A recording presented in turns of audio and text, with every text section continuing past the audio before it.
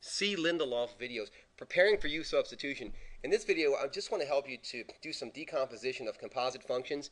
So I'm not actually going to be using U substitution to find derivatives. I just want to show you, if you were going to use U substitution, how would you break these pieces out? And I hope that you'll use the chain rule to see what we're doing here. So all I'm saying is this: if I have this function, y is equal to f of g of x, like this one, 1 over x plus 1. What I'm going to do is, my thing is, I just look for the most difficult looking piece. In this case, it would be this piece. So I'm going to just take that piece and say, let u equal x plus 1. And then all I'm going to do is this. I'm going to say, okay, now what would that function look like? And that function would now look like, y equals 1 over u. I'm not sure this is the best example. This is an example somebody provided me. I'm not sure this is the best example for explaining why you would do this, but the next one is a better example. So let's say y is equal to sine of 2x. So here what I would do, I'm just looking, in the case of a trigonometric function, the argument is usually the u value. I just say let u equal 2x. And there, now I have a function sine of u. I can differentiate this piece of the function and then go back afterwards and differentiate the inside function and get my total derivative. Another example of that could be, now this is a good one I think, is that y is equal to the square root of maybe 3x squared minus x plus 1, I guess. And again, sorry, y is equal to this.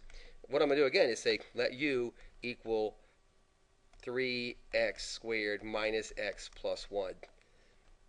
From here, I would say let y equal the square root of u. But I would probably go further because, remember, if we're using u substitution, our intention is to take a derivative. So what I would probably do here is I would go ahead and set myself up and say it's u to the 1/2 power.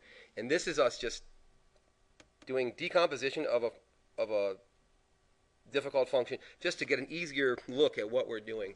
Let me give you one last example here and say let y equal tan squared of x, I guess. And then u, believe it or not, u is going to equal tan x. I want you to remember that tan squared x means tan x quantity squared. Tan squared x means tan x times tan x, right? So something to think about.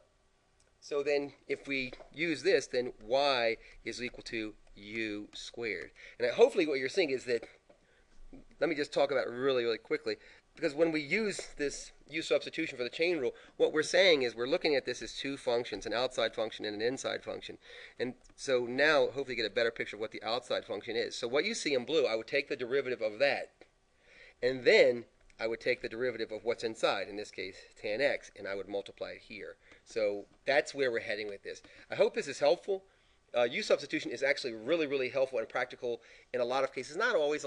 Sometimes you'll be able to just look at a problem and kind of do U substitution in your head, and you won't actually have to physically do it. But it does work, and it is helpful. So if you have any comments or questions, please let me know. And if you haven't already subscribed, please do. Thanks. Appreciate you guys.